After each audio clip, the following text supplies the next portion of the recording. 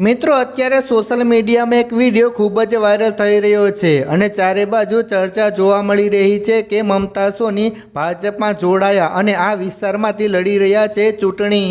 મિત્રો શું ખરેખર ગુજરાતની લોકપ્રિય અભિનેત્રી અને વિક્રમની રાધા એટલે કે મમતા સોની ભાજપમાં જોડાઈ ગયા છે? વાયરલ વિડીયોમાં મમતાબેન કેસરી ખેસ પહેરેલા જોવા મળે છે, તો બીજી તરફ ગુજરાતી સુપરસ્ટાર વિક્રમ ઠાકોરના નિવેદનો પણ વાયરલ થઈ રહ્યા છે। શું મમતા સોની હવે ફિલ્મો છોડીને રાજકારણના મેદાનમાં ઉતરશે? શું તેમને કોઈ ખાસ વિસ્તારમાંથી ટિકિટ મળી ગઈ છે? અને આ બધી ચર્ચા વચ્ચે વિક્રમ ઠાકોરનું કહેવું શું છે? આજના વિડીયોમાં આપણે આ વાયરલ સમાચારનું ઓપરેશન કરવાના છીએ। વિડીયોના અંતે હું તમને એવું સત્ય જણાવીશ જે જાણીને તમે પણ ચોંકી જશો।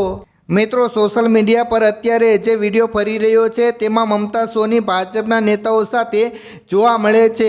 લોકો કમેન્ટમાં પૂછી રહ્યા છે કે શું મમતાબેન ઉત્તર ગુજરાત કે ખેરાલુ બાજુથી ચૂંટણી લડવાના છે? આ સમાચાર વાયુવેગે ફેલાઈ રહ્યા છે કારણ કે છેલ્લા ઘણા સમયથી વિક્રમ ઠાકોર અને મમતા સોનીની જોડી પડદા પર સાથે જોવા મળતી નથી।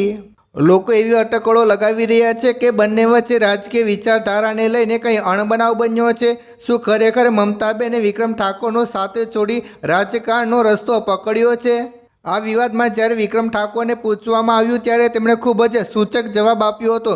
વિક્રમભાઈએ કહ્યું હતું કે કલાકાર તરીકે અમે હંમેશા જનતાની સેવા કરીએ છીએ। જો મમતાબેન પોતાને અલગ ઓળખ બનાવવા માંગતા હોય અથવા રાજકારણમાં જવા માંગતા હોય તો તે તેમનો અંગત નિર્ણય છે।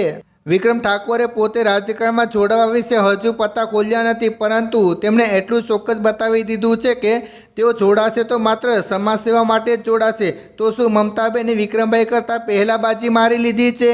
વોટ્સઅપ અને ફેસબુક પર એવા મેસેજ ફરી રહ્યા છે કે મમતા સોનીને ભાજપ તરફથી મોટી ટિકિટ મળી ગઈ છે। લોકો અલગ અલગ બેઠકોના નામ આપી રહ્યા છે, પરંતુ શું ચૂંટણી પંચ કે ભાજપના સત્તાવાર લિસ્ટમાં મમતા સોનીનું નામ સામેલ છે? ચાલો જાણીએ અસલી સત્ય શું છે।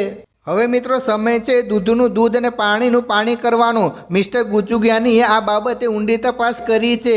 સત્ય નંબર 1, મમતા સોની ભાજપમાં જોડાય છે એ વાત સાચી છે, પરંતુ આ સમાચાર આજના નથી। મમતાબેન સોની ફેબ્રુઆરી 2022માં જ ઓફિશિયલી તે ભાજપમાં જોડાઈ ગયા હતા। અત્યારે જે વિડીયો વાયરલ થઈ રહ્યો છે તે જૂનો છે અને તેને અત્યારની સ્થિતિ સાથે જોડીને શેર કરવામાં આવી રહ્યો છે।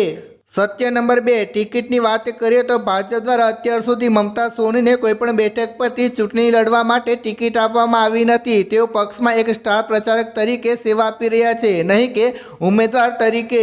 સત્ય નંબર 3, વિક્રમ ઠાકોર અને મમતા સોની વચ્ચે કોઈ મોટો વિવાદ નથી, પરંતુ મમતાબેને અગાઉ પણ સ્પષ્ટ કહ્યું હતું કે તેઓ માત્ર વિક્રમની રાધા તરીકે મર્યાદિત રહેવા નથી માંગતા। તેઓ પોતાની વ્યક્તિગત ઓળખ અને સામાજિક કાર્યોમાં આગળ વધવા માંગે છે। તો મિત્રો સોશિયલ મીડિયા પર ફેલાતી અફવાઓથી સાવધાન રહેજો। મમતાબેન ભાજપના સભ્ય ચોક્કસ છે, પરંતુ ટિકિટ મળી હોવા કે હાલમાં જ જોડાઈ હોવાની વાતો તદ્દન પાયા વિહોણી છે। તમને શું લાગે છે? શું મમતા સોનીએ ભવિષ્યમાં ચૂંટણી લડવી જોઈએ અને વિક્રમ ઠાકોરને કઈ પાર્ટીમાં જોડાવવું જોઈએ? તમારી રાય નીચે કમેન્ટમાં જરૂર જણાવજો અને જેમ બને તેમ આ વિડીયો શેર કરો, લોકોને દેખાડો, જેથી કરીને બધાને જાણ થાય કે આ માત્ર અફવા છે, સત્ય નથી। ધન્યવાદ।